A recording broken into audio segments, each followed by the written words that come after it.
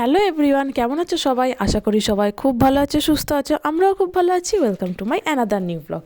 ইউকেতে থাকাকালীনই আমরা ভেবেছিলাম যে ইন্ডিয়াতে এসে আমরা বাইরে খেতে যাব, কারণ ইউকেতে কিন্তু ফাস্ট ফুড সেইভাবে একদমই পাওয়া যায় না, মানে রাস্তার ধারে ওই চাউমিন, এগরোল এইগুলো।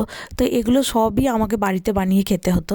তো সেই জন্যই ভেবেছিলাম যে এখানে আসলে আমরা বাইরে কোনো রেস্টুরেন্টে গিয়ে খাবো। তো এখানে আসার পরেই বিভিন্নভাবে বিভিন্ন কাজে আমরা ব্যস্ত হয়ে পড়ি। আর তারপর তো রুদ্রাংশের শরীর খারাপ হয়েছিল ভীষণই, তো সেই জন্য আমরা একদমই বেরোতে পারিনি।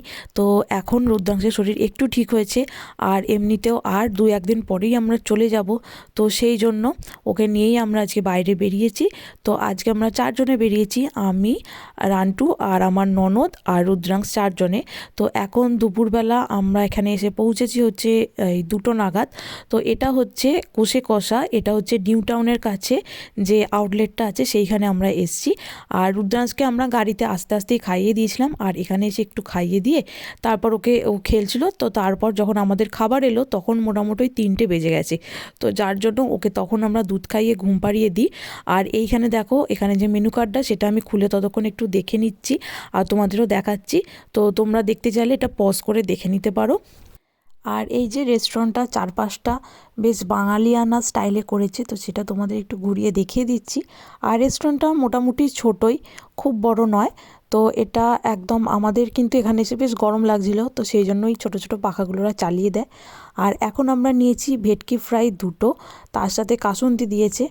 আর এরপর নিয়েছি আমরা গন্ধরাজ ঘোল 2টো, আর একটা নিয়েছি আমপোড়া শরবত, যেটা আমার খেতে ভীষণ ভালো লাগে।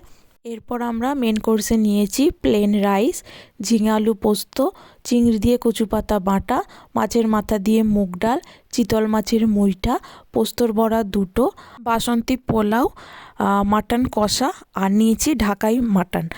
তো সমস্ত খাবারই মোটামুটি বেশ ভালোই ছিল, কিন্তু ঢাকাই মাটন যেটা ছিল সেটা ভীষণ সফট ছিল, মাংসগুলো সমস্ত কিছু সুন্দর ছিল, কিন্তু একটাই বাজে ছিল, যেটা হচ্ছে ওটা ভীষণ নুন দিয়েছিল, যার জন্য আমরা একদম খেতে পারিনি। আর সেই জন্য আমরা ওনাদের জানাতে ওনারা সেটা আমাদের প্যাক করে দেন, কিন্তু বাড়িতে এসেও যখন আমরা ওটা খাই তো তখনও ওটাতে নুন ছিল, আর ওটাতে মাটনটাও ছিল শুধুমাত্র 2 পিস হাড় দিয়েছিল। আর যার জন্য এটা আমাদের একদম ভালো লাগেনি। এই যে এইটা হচ্ছে ওই ঢাকাই মাটনটা। তো এটার কিন্তু ওরা টাকাও নেয়নি, এটাও ঠিক, কিন্তু এটা খেতেও আমাদের খুব খারাপ লেগেছিলো, মানে ওটা পুরোটাই আমাদের লস গেছে।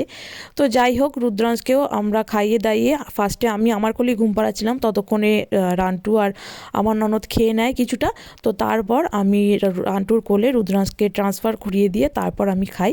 আর এই সময় কিন্তু ও যদি না ঘুমোতো তাহলে কিন্তু ভীষণ অসুবিধা হতো আমাদের 3জনেরই। তো ঘুমিয়ে পড়েছে, ভালো হয়েছে। আর এই যে দেখো এখানে বিল, এখানেও তোমরা দেখতে পাবে, এখানেও কিন্তু ঢাকাই মাটনটা মানে উল্লেখ করা নেই। আর বাকিগুলো যেগুলো দিয়েছে সেগুলো মোটামুটি সমস্ত কিছু ঠিকই ছিল।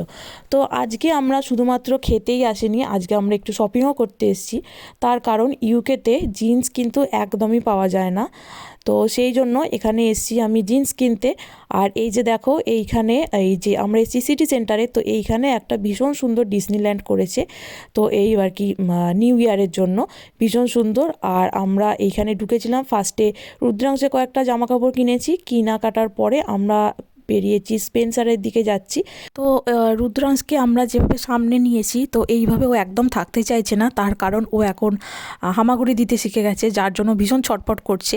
তো সেই জন্য আমরা ওইভাবে ভিতরে ঢুকে আমি রেকর্ড করতে পারিনি, তবে আমরা ওখানে গিয়ে স্পেন্সার থেকে 3টে জিন্স আর ইন্ডিয়ান ড্রেস নিই, কারণ ওখানে ইন্ডিয়ান অনুষ্ঠানগুলোতে পরার জন্য আমার সেরকম কোনো জামা আর নেই, সেই জন্য।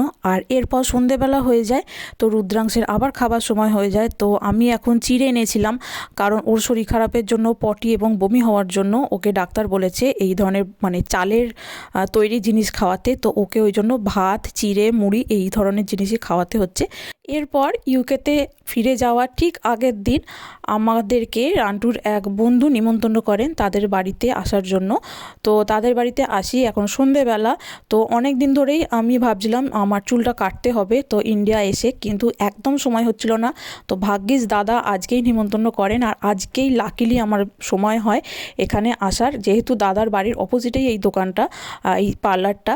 তো এই দিদির কাছে আমি 2 বছর আগে চুল কেটেছিলাম, আর আমি কিন্তু সবার কাছে ভরসা করে অত চুল কাটতে পারি না। আর দিদি কিন্তু ভীষণ সুন্দর চুল কাটে। আর এই দোকানটার নাম হচ্ছে অর্কিড, এটা আছে খড়িয়াল বাজারে। তোমরা চাইলে দিদির কাছে এসে চুল কাটতে পারো। আর এই যে দাদার ওয়াইফের সাথে আমি এসেছিলাম এখানে, দেখো কি সুন্দর চুলটা কেটেছে। তো চলো তাহলে আজকের ভিডিওটা আমি এখানেই শেষ করছি। আবার একদিন দেখা হবে অন্য একটি ব্লগে। তোমরা সবাই ভালো থাকবে, সুস্থ থাকবে। আর আমার ব্লগগুলো যদি ভালো লেগে থাকে তাহলে অবশ্যই একটা লাইক, কমেন্ট ও শেয়ার করে আমার পাশে থেকে আমায় মোটিভেট করো। আজকের মতো বাই বাই।